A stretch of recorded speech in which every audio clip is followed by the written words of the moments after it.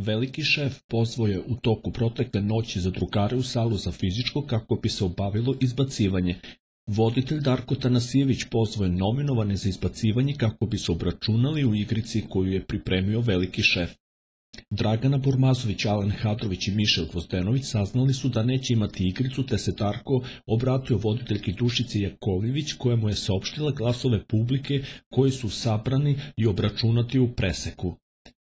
Situacija je delikatna, jedna osoba ima 36% glasova, druga osoba ima 33% i treća osoba ima 31% glasova.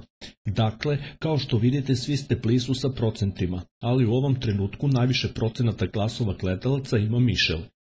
Dragana i Alen su ostali jedno od njih, troje ima 31%, a drugo 33%. Manji broj glasova, odnosno 31% glasova, ima Dragana, ali veliki šef je napravio presedan i dao je šansu da se pokaže još jednom, saopštio je voditelj Darko.